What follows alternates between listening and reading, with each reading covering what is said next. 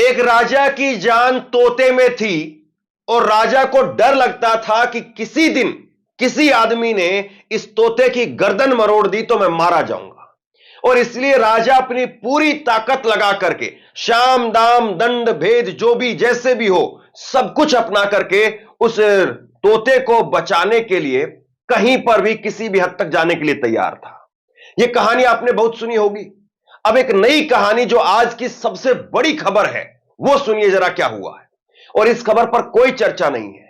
महाराष्ट्र के सोलापुर के एक गांव के अंदर जो कि शरद पवार का गढ़ था, उस गांव में जहां पर शरद पवार की पार्टी हमेशा से जीतती रही, शरद पवार जीतते रहे और उस गांव के अंदर बीजेपी जीत गई। गांव वाले परेशान हो गए, हैरान हो गए कि हमारा गांव तो मजबूत गढ़ है शरद पवार साहब का, तो हमारे गांव में बीजेपी कैसे जीत गई। और इसके बाद में गांव वालों ने फैसला किया कि हम बैलेट पेपर से वोटिंग कराएंगे।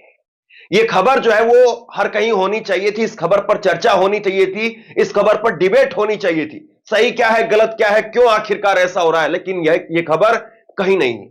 यह एक अंग्रेजी अखबार की खबर जो है मैं आपके सामने रख रहा हूं।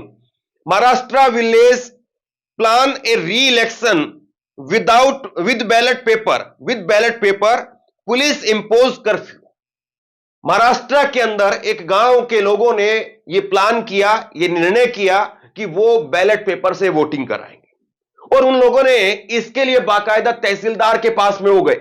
तहसीलदार के पास में जाकर के तहसीलदार से कहा कि साहब हम अपने गांव में एक दोबारा से बैलेट पेपर के जरिए वोटिंग करवाना चाहते हैं, क्योंकि ईवीएम तो चुनाव आयोग के पास है।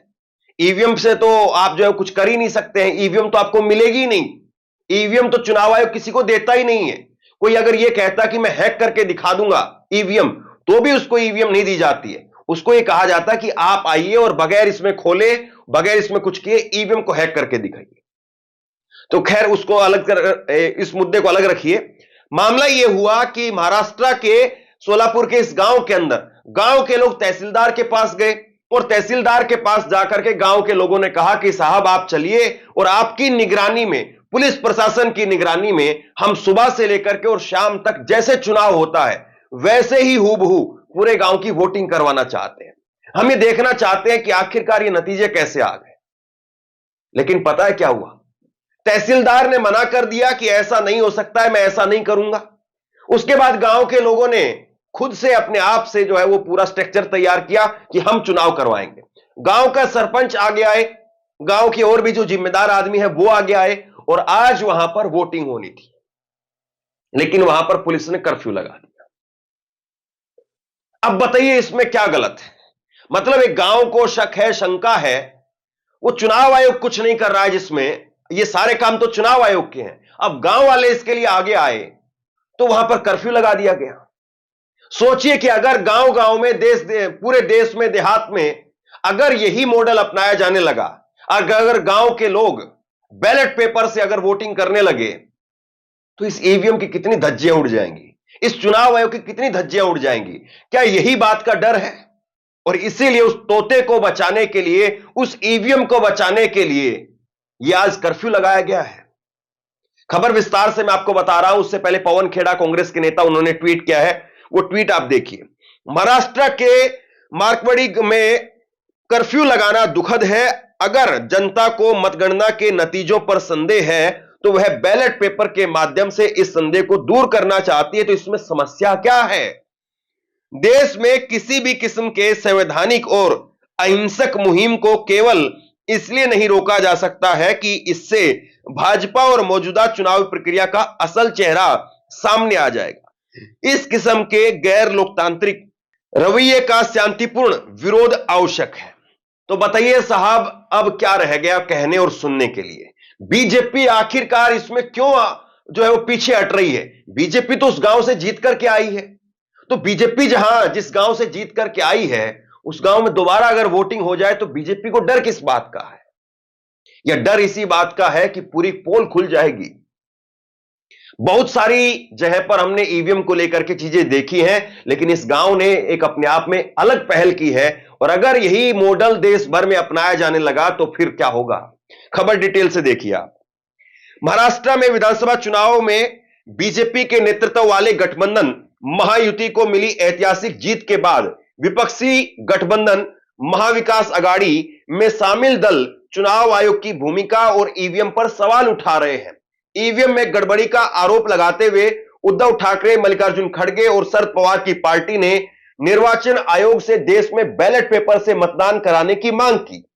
इस बीच सोलापुर जिले के मालसीरस तालुका के अंतर्गत आने वाले मरकवाड़ी गांव में भी ईवीएम पर सवाल खड़े हो रहे हैं। दरअसल मरकवाड़ी गांव में शरद पवार की एनसीपी का अच्छा प्रभाव है, लेकिन विधानसभा चुनाव में मालसीरस सीट से एनसीपी शरद पवार के उम्मीदवार उत्तम राव जानकर को 843 वोट मिले, जबकि विपक्षी उम्मीदवार बीजेपी के जो उम्मीदवार हैं राम सातपुते, उनको 1003 वोट मिले। यानी शरद पवार की पार्टी को 843 वोट मिले और बीजेपी को 1003 वोट मिले। चुनाव परिणाम सामने आने के बाद में मरकवाड़ी निवासियों ने 3 दिसंबर को मॉक पोलिंग कराने का फैसला किया, ताकि यह जांचा जा सके कि यह वास्तविक नतीजे हैं या ईवीएम की मदद से कुछ वोटों को मैनेज किया गया है। 23 नवंबर को नतीजे आने के बाद में मरकड़वाड़ी में बीजेपी उम्मीदवार को बढ़त मिलने से सरपंच और ग्रामीण हैरान हो गए। ग्रामीणों और सरपंच ने मॉक पोलिंग कराने का निर्णय लिया। सरकारी अधिकारियों से इस पूरी प्रक्रिया की निगरानी तहसीलदार से कराने की मांग की, लेकिन उन्होंने ऐसा करने से इनकार कर दिया। बाद में ग्रामीणों ने खुद ही जांच पड़ताल करने की तैयारी की कि इसके पीछे सच्चाई क्या है, क्योंकि उन्हें संदेह है कि भाजपा के उम्मीदवार के पक्ष में ईवीएम की मदद से वोट डाले गए हैं। बड़ी बात यह यहां पर है, गांव के लोग तहसीलदार के पास गए, लेकिन तहसीलदार ने मना कर दिया। अब उसके बाद में मालसीरस सीट पर मोहित पाटिल का परिवार का अच्छा प्रभाव है। लोकसभा चुनाव से पहले धैर्यशील मोहित ने एनसीपी शरद पवार से हाथ मिला लिया था और माढ़ा निर्वाचन क्षेत्र से सांसद बने थे। इस सीट से उत्तम राव जानकर उन्होंने एनसीपी शरद पवार की टिकट पर चुनाव लड़ा। उन्होंने बीजेपी के राम सातपुते को 13,000 वोट से हराया। मतलब उस सीट पर जीती एनसीपी ही है, लेकिन उस गांव को लेकर के भ्रम है। अब मरकड़वाड़ी में किसी भी तरह के भ्रम और कानून व्यवस्था की स्थिति से बचने के लिए जिला अधिकारियों ने धारा 144 लागू कर दी, लेकिन ग्रामीण हकीकत जानने के लिए बैलेट पेपर से मतदान करने पर अड़े हैं। बैलेट पेपर से मॉक पोलिंग की प्रक्रिया ग्रामीणों द्वारा कल सुबह 7 बजे मरकड़वाड़ी में शुरू होगी। यह कल की खबर है। शाम 6 बजे तक समाप्त हो जाएगी।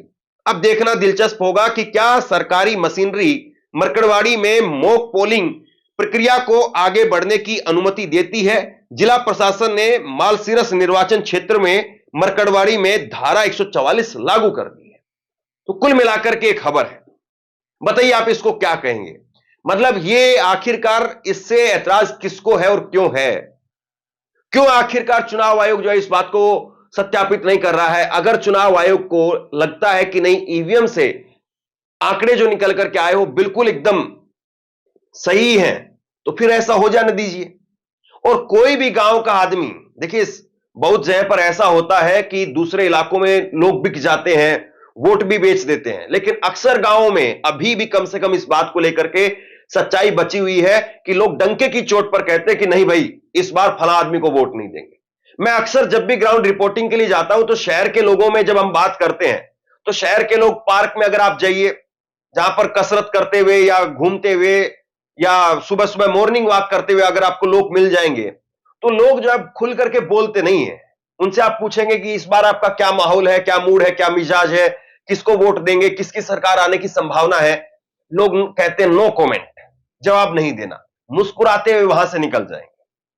लेकिन गांव का आदमी वो अपनी ठेठ भाषा में और वहां पर ठेठ अंदाज में बताता है कि नहीं भाई, इस बार बीजेपी को वोट नहीं देना है, इस बार कांग्रेस को वोट नहीं देना है, इस बार केजरीवाल को वोट नहीं देना है, इस बार सपा को नहीं देना है, या इस बार सपा को देंगे, इस बार बीजेपी को देंगे, इस बार कांग्रेस को देंगे। वो खुल करके बोलता है, उसको डर नहीं होता किसी प्रकार का। तो गांव के लोगों में अभी भी कम से कम ये बात बची हुई है। और गांव में आप जो है वो जाएंगे तो उम्मीदवार का गांव भी अगर होगा तो वहां पर भी लोग जो है इस बात को कह देंगे कि हमारे गांव में तो फला उम्मीदवार खड़ा हुआ है और फला उम्मीदवार का जोर है, लेकिन फिर भी 300-400 वोट कांग्रेस को जरूर मिल जाएंगे, या 300-400 वोट जो है बीजेपी को जरूर मिल जाएंगे। गांव के लोग इस बात को बताते हैं, गांव के लोग खुलकर के बात कहते हैं कि ये 3 गांव जो है वो बीजेपी के हैं, वो 4 गांव कांग्रेस के हैं। खुल करके नाम लेकर के लोग बता देते हैं। या फिर लोग ये भी कह देते हैं कि नहीं भाई, इस बार हमारे गांव के लोग बीजेपी को वोट देते थे, लेकिन इस बार कांग्रेस को देंगे क्योंकि जो उम्मीदवार खड़ा हुआ है उसके हमारे गांव में शादी हुई है, वो हमारे गांव का दामाद है, इसलिए हम उसको वोट देंगे। बहुत सारे समीकरण होते हैं जब गांव के लोग खुल करके अपना मतदान जो है वो पहले ही जाहिर कर देते हैं। और यही सवाल यहां पर खड़ा हो रहा है कि शरद पवार की पार्टी का वहां पर गढ़ था, शरद पवार वहां पर लगातार उनकी वोट मिलती रही, तो आखिरकार अब जो है ऐसा कैसे हुआ कि वहां पर बीजेपी का उम्मीदवार जो ज्यादा वोट लेने में कामयाब रहा। जिस गांव में एक तरफा शरद पवार जीतते रहे, उस गांव में आखिरकार ऐसा कैसे हो गया। इससे पहले भी मैंने कई बार आपको खबर दिखाई है। महाराष्ट्र के अंदर ही मुंबई में एक उम्मीदवार, मनसे का एक उम्मीदवार सामने आया और उसने कहा कि मेरे वार्ड में, मेरे बूथ में मुझे सिर्फ 2 वोट मिले और मेरे घर में 4 आदमी हैं। जब ऐसी खबरें निकल करके सामने आती है तो कोई रास्ता नहीं दिखाई देता है। लेकिन इन गांव के लोगों ने जो मॉडल अपनाया है, इन गांव के लोगों ने जो तरीका अपनाया है, यह तरीका वाकई अपने आप में बहुत अलग है। अब इस पर बहस होनी चाहिए, इस पर डिबेट होनी चाहिए कम से कम, कि गांव के लोग अगर इस प्रकार से करना चाहते तो उसमें दिक्कत क्या है। बताइए आप, कम से कम दूध का दूध और पानी का पानी हो जाएगा। क्या पता वहां पर बीजेपी फिर से जीत जाए, क्या पता इस बार वोटिंग में बीजेपी को जो 1000 वोट मिले थे इस बार 1100 मिल जाए, 1500 मिल जाए। या फिर बीजेपी को डर है कि उसको 300-400 वोट से ज्यादा मिले ही नहीं पाएंगे। गांव में उसके 300-400 से ज्यादा वोट हैं ही नहीं, और जो 800-900 वोट इधर से उधर से हुए, वो वोट जो है वो सारे के सारे उस तरफ चले जाएंगे और पोल खुल जाएगी। क्या बीजेपी को इस बात का डर है? चलिए, चुनाव आयोग, प्रशासन और तमाम जो लोग हैं वो तो अपनी जगह पर है, लेकिन कम से कम बीजेपी को तो आगे आना चाहिए। बीजेपी के उम्मीदवार को तो सामने आकर के बताना चाहिए कि नहीं, मैं तैयार हूं, इस गांव के लोगों ने मुझे 10 दिन पहले वोट दिए हैं, आज भी वोट देंगे।